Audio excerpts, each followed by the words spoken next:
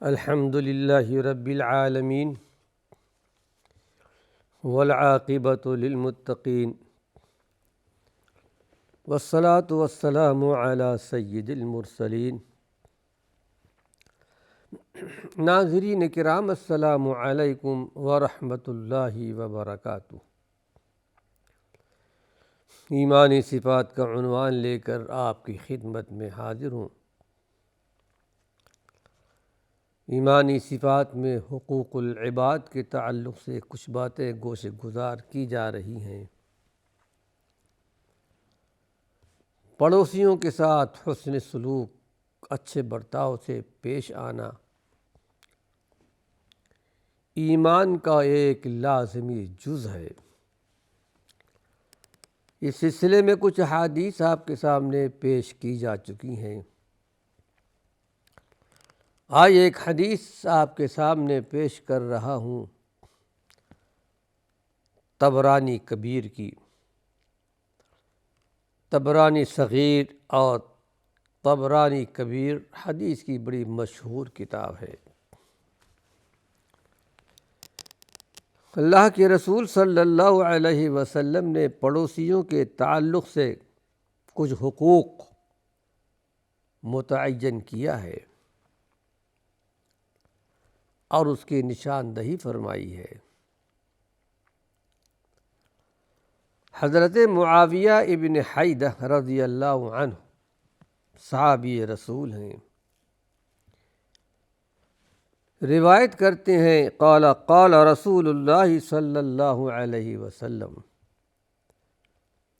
کہتے ہیں کہ اللہ کے نبی صلی اللہ علیہ وسلم نے ارشاد فرمایا۔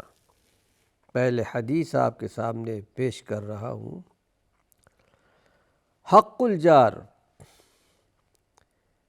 وَإِن مَرِضَ عُدْتَهُ وَإِن مَاتَ شَيَّعْتَهُ وَإِنِ اسْتَقْرَضَكَ قَرَضْتَهُ وَإِنْ أَعْوَرَ سَتَرْتَهُ وَإِنْ أَصَابَهُ خَيْرٌ فَهَنَّأَ لَهُ وَإِنْ أَصَابَتْهُ مُصِيبَةٌ عَزَّيْتَهُ وَلَا تَرْفَعْ بِنَائِكَ فَوْقَ بِنَائِهِ فَتَصُدُّ عَلَيْهِ الرِّيحِ وَلَا تُؤْذِيهِ بِرِيحِ قِدْرِكَ إِلَّا أَن تَغْرِفَ لَهُ مِنْهَا۔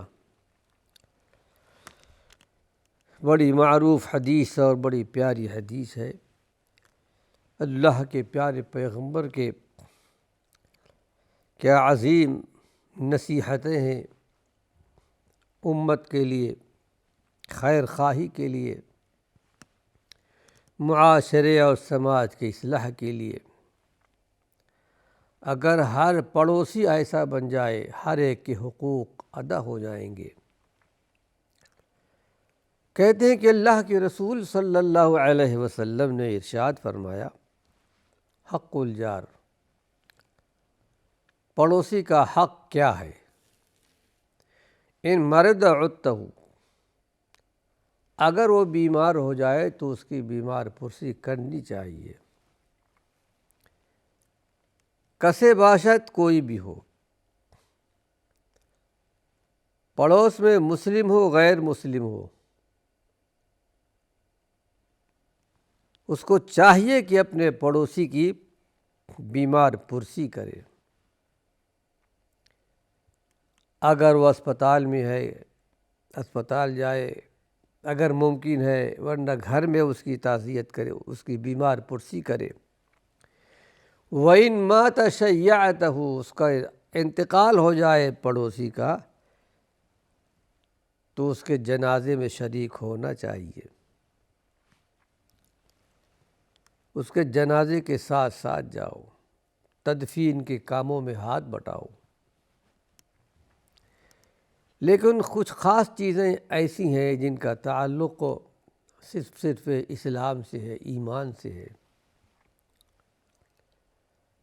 ظاہر ہے کہ جو غیر مسلم ہے ان کے تدفین کا طریقہ الگ ہے،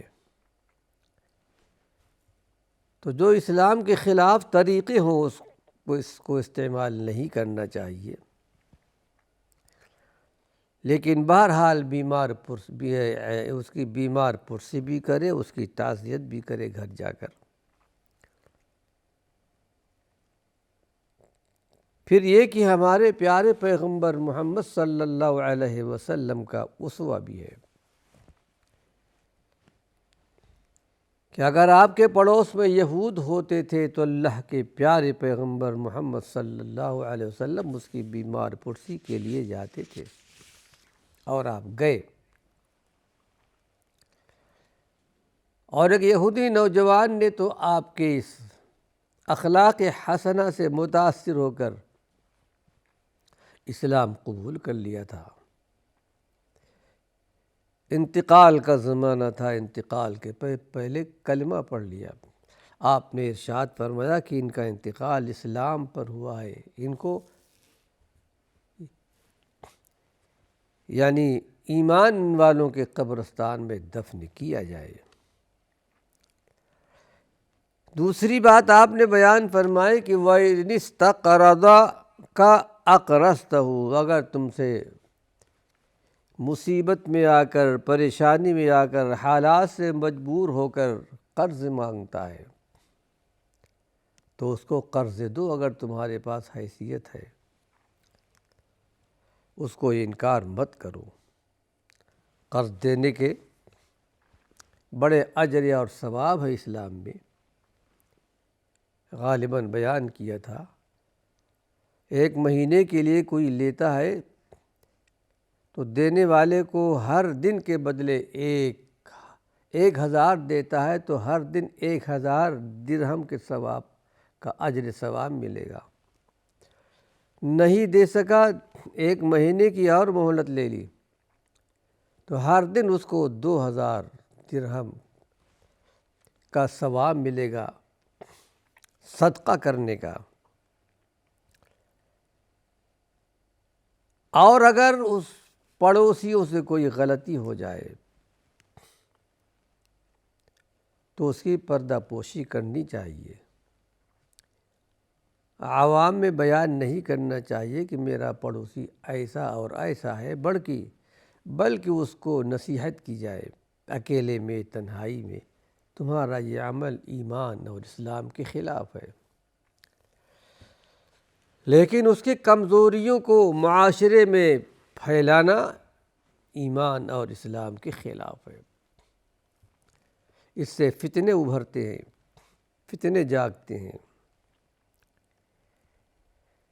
پھر آپ نے ارشاد فرمایا کہ وَإِنْ أَصَابَهُ خَيْرٌ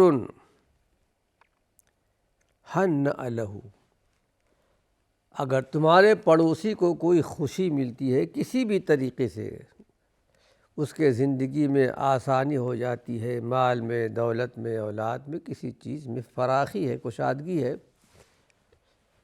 تو اس کو مبارکباد دینی چاہیے، خوش ہونا چاہیے، بجائے اس کے جلن نہ ہو، حسد نہ ہو کہ اس کے پاس یہ مال، یہ دولت، اس سے اتنی اچھی گاڑی کہاں سے آ گئی۔ یہ تو حسد ہے۔ حسد نیکیوں کو کھا جانے والی چیز ہے، اس سے بچنا چاہیے، بلکہ خوش ہو کر مبارکباد پیش کرنا چاہیے، ماشاء اللہ کہنا چاہیے۔ وَإِنْ أَصَابَتْهُ مُصِيبَةٌ عَزَّيْتَهُ، لیکن پڑوسی کو کوئی تکلیف پہنچ جائے تو اس کی تعزیت کرنی چاہیے، اس کو اطمینان اور تسلی دلانی چاہیے، صبر کی تلقین کرنی چاہیے۔ یہ ہدایات ہمارے اور آپ کے پیارے پیغمبر محمد صلی اللہ علیہ وسلم کی ہیں۔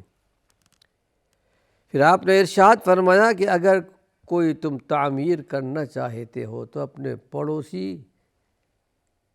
کے ساتھ اپنے گھر کو اونچا نہ بناؤ۔ اونچے سے مراد یہ ہے جتنا چاہے اونچا آپ بنا سکتے ہیں، لیکن تھوڑی جگہ چھوڑ کر، تاکہ پڑوسی کی ہوا وغیرہ نہ رک جائے، گھروں میں، کھڑکیوں میں، دروازوں سے ہوا آتی رہے، بالکل اس کے دیوار سے چپکا کر نہیں بنانا چاہیے۔ ایسا نہیں ہے کہ ایک آدمی کا گھر اگر چھوٹا ہے اس کے پاس حیثیت نہیں ہے، آپ کے پاس حیثیت ہے، آپ 3-4 فلور بنانا چاہتے ہیں تو یقیناً بنائیے، لیکن ہوا وغیرہ کا خیال رکھیے کہ اس کی ہوا رک جائے۔ پھر اس کے ساتھ ساتھ ایک اور اہم بات اللہ کے پیارے پیغمبر نے بیان فرمائی، تمہارے گھر میں اگر کوئی کھانا پک رہا ہو، لذیذ کھانا پک رہا ہو، کیونکہ کھانا پکنے کی خوشبو باہر آتی ہے، تو آپ نے ارشاد فرمایا کہ ایسا کرو کہ تمہارے کھانے کی خوشبو باہر نہ آئے پڑوسی تک، کیونکہ پڑوسیوں کے پاس ایسی چیزیں میسر نہیں ہیں، تو ہو سکتا ہے کہ پڑوسی کو تکلیف پہنچے گی، فلاں کے گھر میں ایسا کھانا پک رہا ہے، میرے یہاں کچھ بھی نہیں ہے، اس کو تکلیف پہنچے گی۔ اسلام نے کتنا خیال رکھا ہے، دھیان رکھا ہے، ایک دوسرے کو کسی بھی طریقے سے تکلیف نہ پہنچے، اور مومن کا کام ہی یہی ہے کہ ایک دوسرے کو تکلیف نہیں پہنچاتا، چاہے پڑوسی ہو چاہے غیر پڑوسی ہو۔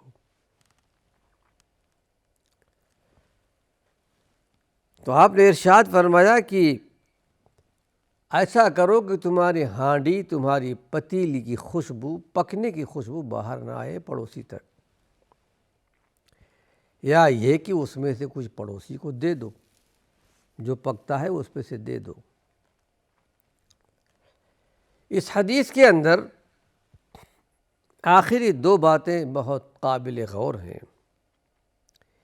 ایک یہ کہ اپنے گھر کی تعمیر میں اس بات کا لحاظ رکھو، اس کی دیواریں اس طرح نہ اٹھاؤ کہ پڑوسی کے گھر کی ہوا بند ہو جائے۔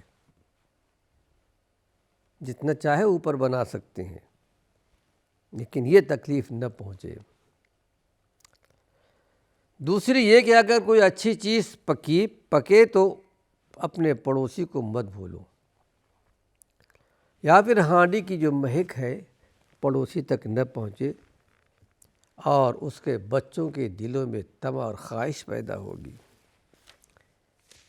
اللہ کے پیارے پیغمبر محمد صلی اللہ علیہ وسلم کی ان 2 ہدایتوں سے اندازہ کیا جا سکتا ہے کہ پڑوسیوں کے بارے میں کتنے نازک اور باریک پہلوؤں کی رعایت کی گئی ہے۔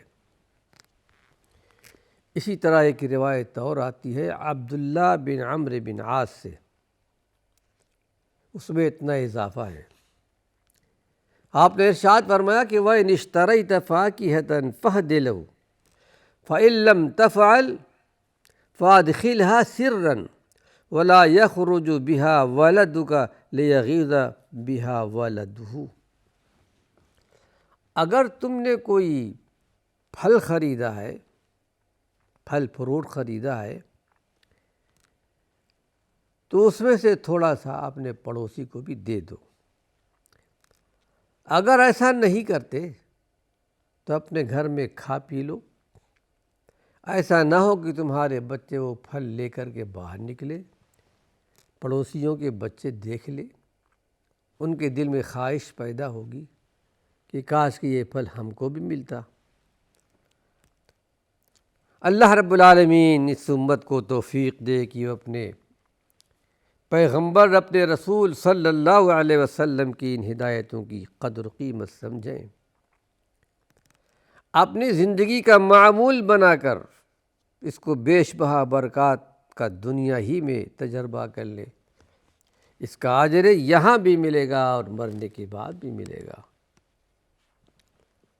ایک مومن کو کسی سے تکلیف نہیں پہنچتی، خاص طور سے پڑوسی ہیں، رشتہ دار ہیں،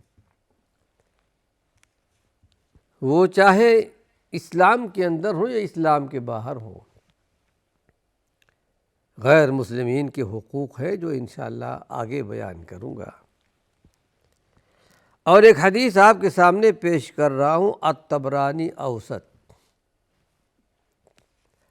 طبرانی کی 3 حصے ہیں، ایک طبرانی صغیر، ایک طبرانی اوسط، ایک طبرانی کبیر۔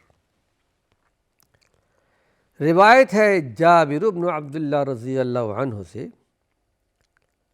کہ قال قال رسول اللہ صلی اللہ علیہ وسلم اذا طبخ احدکم قدرا فلیکثر مرقها ثم لیناول جارہ منہا۔ کتنی پیاری حدیث ہے، کتنی پیاری تعلیمات ہیں اللہ کے پیارے پیغمبر محمد صلی اللہ علیہ وسلم کے،